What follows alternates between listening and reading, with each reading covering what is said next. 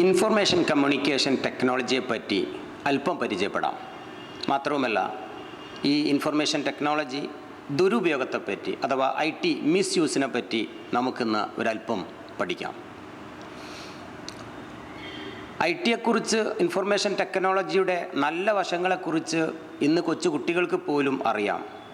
അതിന് ഇത്തരം ഒരു ക്ലാസ്സുകളോ അല്ലെങ്കിൽ മറ്റൊരു സ്കൂൾ കോളേജിലോ ഇന്ന് ഒരു കമ്പ്യൂട്ടർ ഉപയോഗിക്കാനോ മൊബൈൽ ഫോൺ ഉപയോഗിക്കാനോ പഠിക്കേണ്ടതില്ല. എന്നാൽ ഇന്നിവിടെ ചർച്ച ചെയ്യാൻ പോകുന്നത് IT മിസ്യൂസ് അഥവാ ഇൻഫർമേഷൻ കമ്മ്യൂണിക്കേഷൻ്റെ ദുരുപയോഗത്തെ പറ്റിയാണ്. IT misuse, information technology misuse എന്ന വിഷയത്തെ പറ്റിയാണ്. ധാരാളം മൊബൈൽ ഫോണിനെ കുറിച്ചും കമ്പ്യൂട്ടറിനെ കുറിച്ചും ധാരാളം നാം കേട്ടിട്ടുണ്ട്, പഠിച്ചിട്ടുണ്ട്. എന്നാൽ ഇതിൻ്റെ ദുരന്തവശങ്ങളെക്കുറിച്ച്, ഇവയുടെ ദുരുപയോഗത്തെപ്പറ്റി ഏതാനും ഉദാഹരണങ്ങളോടെ നമുക്കൊരല്പം പരിചയപ്പെടാം. അതിലെ ഏറ്റവും വലിയൊരു വില്ലനാണ് മൊബൈൽ ഫോൺ. ഇന്ന് ലോകത്ത് 725 കോടി ജനങ്ങളുണ്ടെങ്കിൽ 500 കോടിയോളം വരുന്ന മൊബൈൽ ഉപഭോക്താക്കളുണ്ടത്രേ. ഇവിടെയാണ് ഒരു വൻ ദുരന്തം ഒളിഞ്ഞു കിടക്കുന്നത്.